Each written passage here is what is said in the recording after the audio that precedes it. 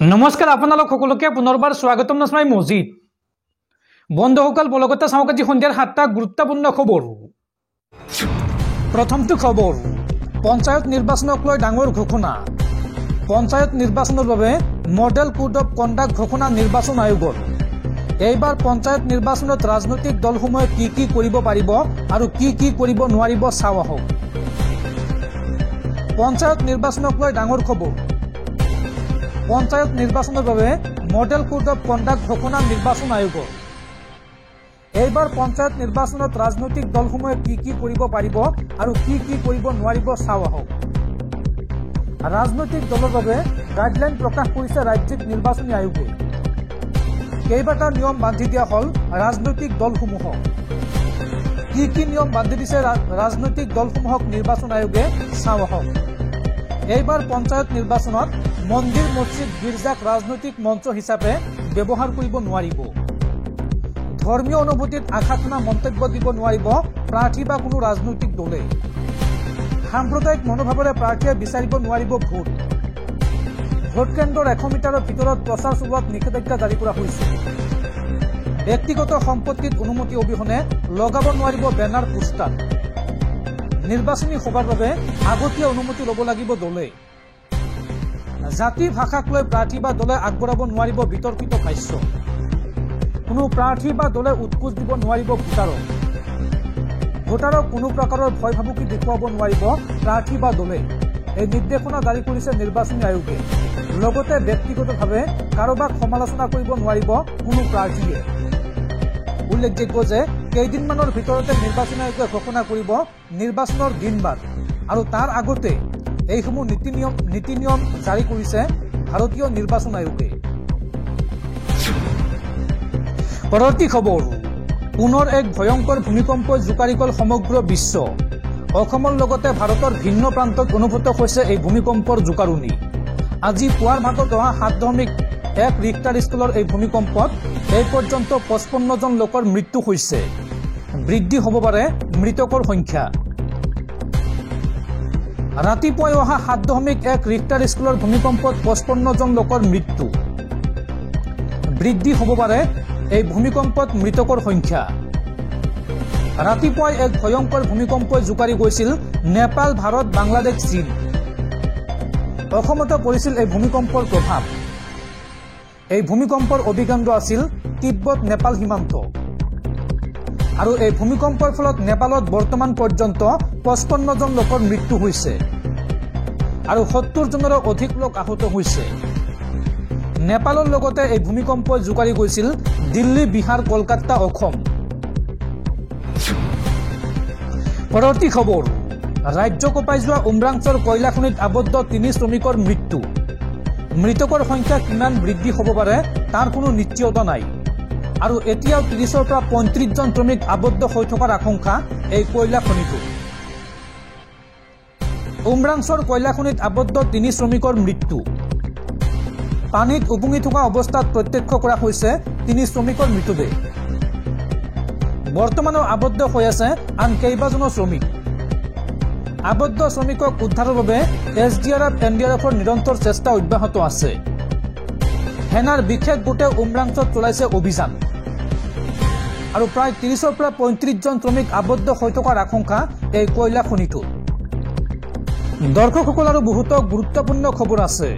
তাৰ আগতে আপোনাক জনাওঁ যে যদি আপুনি এতিয়ালৈকে এইটো ভিডিঅ'ত লাইক কৰা নাই তেন্তে এতিয়াই ভিডিঅ'টোত লাইক কৰি দিয়ক আৰু এনেকুৱা ধৰণৰ ভিডিঅ'সমূহ নিতৌ চাবলৈ চেনেলটো ছাবস্ক্ৰাইব কৰি কাষত থকা বেল আইকনটো প্ৰেছ কৰি ৰাখক। পৰৱৰ্তী খবৰ, ৰাজ্যৰ লাখ লাখ নিবনুৱা যুৱক যুৱতীলৈ ভাল খবৰ। মেট্ৰিক পাছ কৰিলে আপুনি লাভ কৰিব চৰকাৰী চাকৰি। এইবাৰ ৰেল বিভাগত খালী হৈছে 32,000ৰো অধিক চৰকাৰী পদ। দিব নালাগে লিখিত পৰীক্ষা, আপুনি সাজু কৰক নথি পত্ৰ। মেট্ৰিক পাছ কৰিয়েই আপুনি লাভ কৰিব চৰকাৰী চাকৰি। মুকলি কৰা হ'ল ৰেল বিভাগত 32,438টা চৰকাৰী চাকৰিৰ পদ। দিব নালাগে লিখিত পৰীক্ষা, অতি সহজে লাভ কৰিব চাকৰি। সাজু হওক আপুনি, আছে লোভনীয় দৰমহা। সাজু কৰক নথি পত্ৰ, অনলাইনতে কৰিব পাৰিব আবেদন। www.rrbcdg.gov.in এই ওয়েবসাইটৰ জৰিয়তে অনলাইনত কৰিব পাৰিবা আবেদন। কি পদৰ বাবে বিজ্ঞাপন প্ৰকাশ কৰা হৈছে চাও আহক। এপইণ্টমেণ্ট, এছিষ্টেণ্ট অপাৰেটৰ, এছিষ্টেণ্ট লকচিট, ট্ৰেড মেইনটেইনাৰ, এছিষ্টেণ্ট টিয়াল আৰু এচিৰ বাবে খালী হৈছে পদ। আৰু এইসমূহ পদৰ বাবে যোগ্য প্ৰাৰ্থী বিচাৰি বিজ্ঞাপন মুকলি কৰিছে ৰেল বিভাগে। লিখিত পৰীক্ষাত অৱতীৰ্ণ নোহোৱাকৈয়ে লাভ কৰিব এই চাকৰি। কম্পিউটাৰ ভিত্তিত আৰু শাৰীৰিক দক্ষতাৰ ভিত্তিত হ'ব পৰীক্ষা। পৰীক্ষা কৰা হ'ব নথিপত্ৰ আৰু লোৱা হ'ব চিকিৎসা পৰীক্ষা। আবেদনকাৰী কি যোগ্যতা থাকিব লাগিব চাও আহক।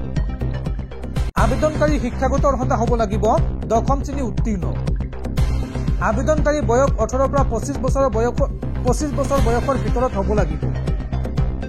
আৰু 23 জানুৱাৰীৰ পৰা খুলি দিয়া হ'ব আবেদনৰ পৰ্টেল, অৰ্থাৎ অহা 23 জানুৱাৰীৰ পৰা আপুনি আবেদন কৰিব পাৰিব। আৰু আবেদনৰ অন্তিম সময়সীমা হৈছে অৰ্থাৎ লাষ্ট ডেট হৈছে 22 ফেব্ৰুৱাৰী 2025। পৰৱৰ্তী খবৰ। এইবাৰ ভাৰতত HMPV ভাইৰাছক লৈ হাহাকাৰ পৰিস্থিতি। দেশত দ্ৰুতগতিত বৃদ্ধি পাইছে HMPV ভাইৰাছত আক্ৰান্ত ৰোগীৰ সংখ্যা। বিগত 24 ঘণ্টাত 6জনকৈ ৰোগীৰ দেহত ধৰা পৰিছে HMPV ভাইৰাছ। আৰু এই মুহূৰ্তত কেন্দ্ৰীয় চৰকাৰে কঠোৰ গাইডলাইন প্ৰকাশ কৰাৰ সম্ভাৱনা।